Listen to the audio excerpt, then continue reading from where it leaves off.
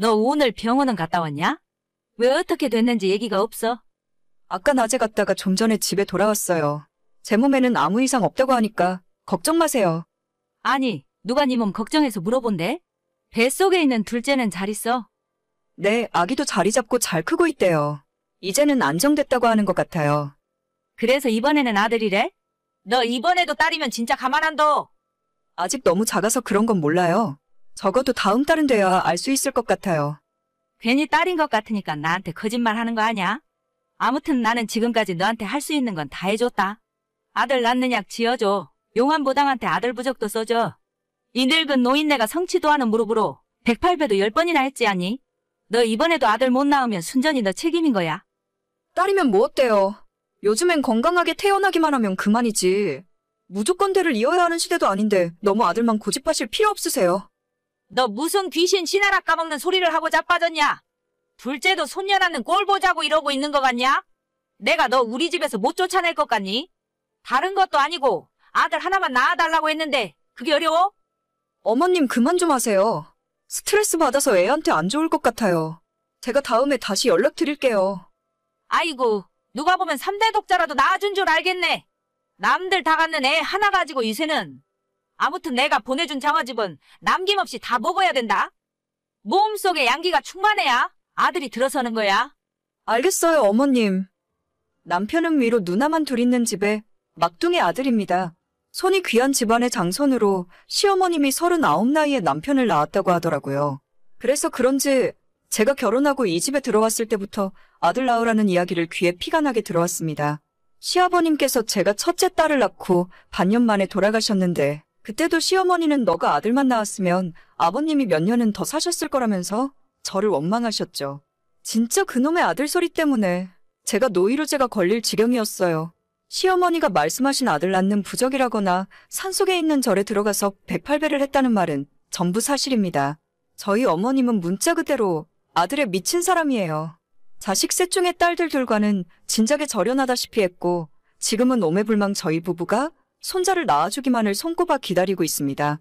시댁 집안 형편이 옛날부터 어려웠기 때문에 큰 신우와 둘째 신우가 대학도 못 가고 돈을 벌어서 시부모님 생활비를 드렸다고 해요.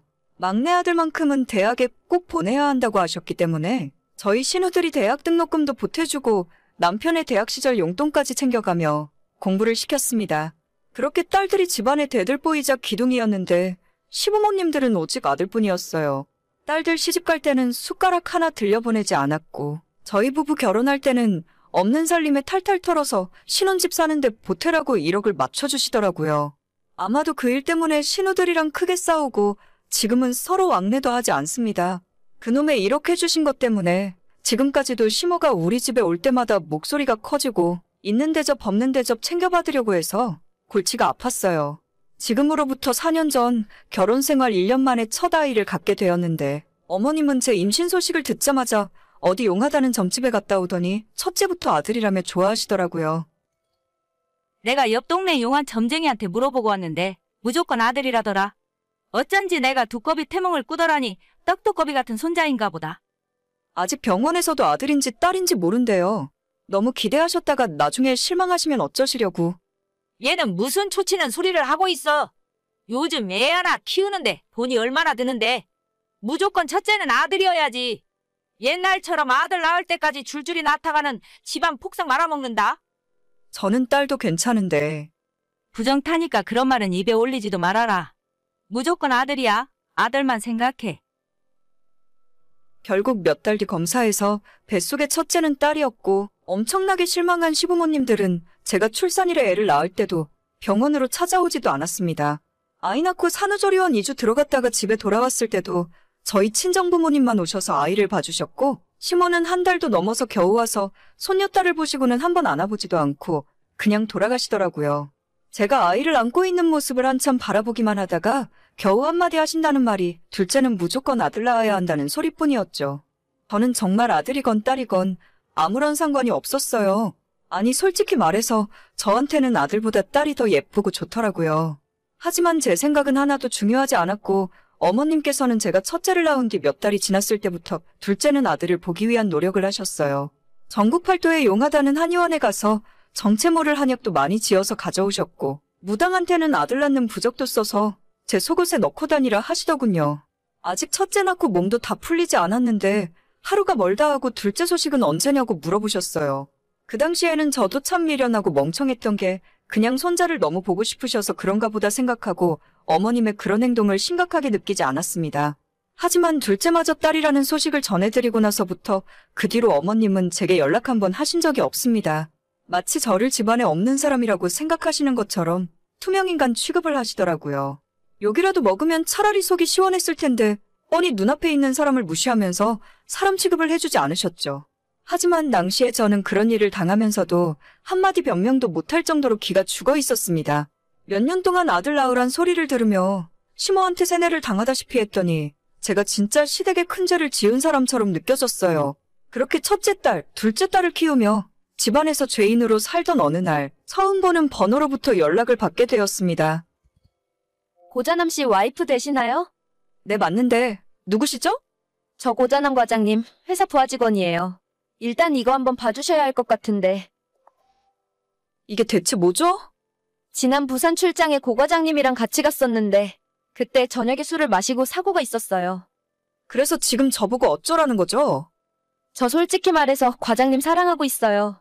과장님한테 얘기를 듣자 하니 사모님이랑 거의 이혼하기 직전이라고 하던데 그냥 시간 질질 끌지 말고 빨리 나가시는 게 어때요? 너 그게 무슨 헛소리야? 누가 그딴 소리를 해? 내 남편이 그랬니? 그건 저 말고 과장님한테 직접 물어보세요. 아무튼 빨리 결정하셔야 할 것 같아요. 저도 배불러 오기 전에 결혼식 올리고 싶거든요. 내가 너 가만둘 줄 알아? 그런 이야기는 저 말고 남편분이랑 알아서 하세요. 그쪽에서 다 알아서 하신다고 했으니까요. 그 여자가 저보다 나이가 어리고 아이를 갖고 있다는 이유만으로 시모와 남편은 저보고 이혼해달라 하더라고요. 지금 살고 있는 저희 집을 위자료로 줄 테니까 남편과 상간녀를 고소하지도 말고 조용히 서류에 도장 찍어 달랍니다. 변호사를 찾아가서 물어봐도 이 상황에서 저와 아이들에게 가장 유리한 방법은 집을 받아내는 것 말곤 없더라고요. 마음 같아서는 끝까지 이혼해주지 말고 두 인간들을 괴롭히고 싶었지만 당장 두 아이들을 생각해서 집을 받아내고 이혼했습니다. 저는 순식간에 두 아이들을 책임져야 하는 워킹맘이 되어버렸고 그 집을 전세를 주고 친정으로 들어와서 살기 시작했어요.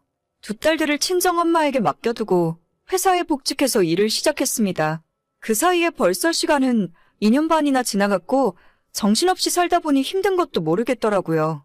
전 남편과 상간녀의 결혼 소식과 그 뱃속에 있던 아이가 아들이라는 소문이 제 귀에 들렸지만 신경도 쓰지 않았습니다. 끼리끼리 만나서 얼마나 행복하게 사나 두고 보자는 심산이었으니까요. 아니나 다를까 며칠 전에 야근을 마치고 집에 돌아가는 중에 전 남편에게서 연락이 왔습니다. 잘 지내고 있어? 우리 딸들은 아무 일 없이 건강하지? 3년 동안 연락 한 번 없다가 무슨 염치로 갑자기 애들을 찾아? 아무리 합의 이혼했다지만 양육비만 떨렁 보내고 애들 보러 찾아오지도 않았으면서. 그러게 말이다. 내가 정말 나쁜 아빠였어. 갑자기 이러는 이유가 뭔데? 새로 젊은 여자랑 가정 꾸리고 아들까지 낳고 잘 살면서 왜 나한테 연락한 건데? 그 애가 내 아이가 아니라더라. 무슨 헛소리야. 애가 커갈수록 좀 이상하다 싶었는데 유전자 검사를 해보니 내 아들이 아니래. 나 이제 어쩌면 좋지. 너랑 우리 딸들이 너무 보고 싶어.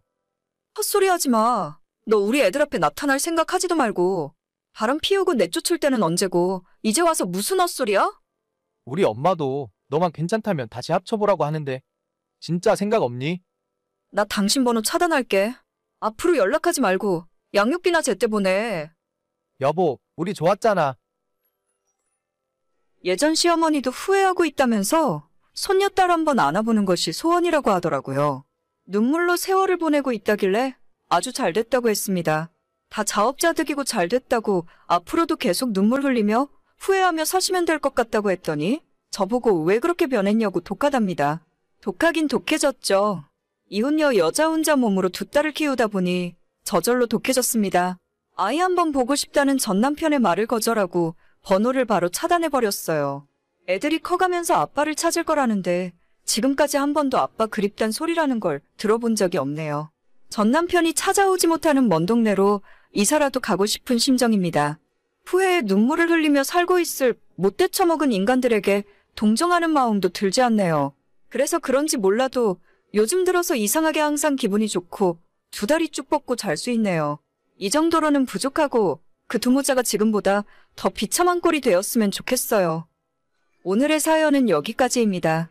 구독과 좋아요, 알림 설정 부탁드립니다.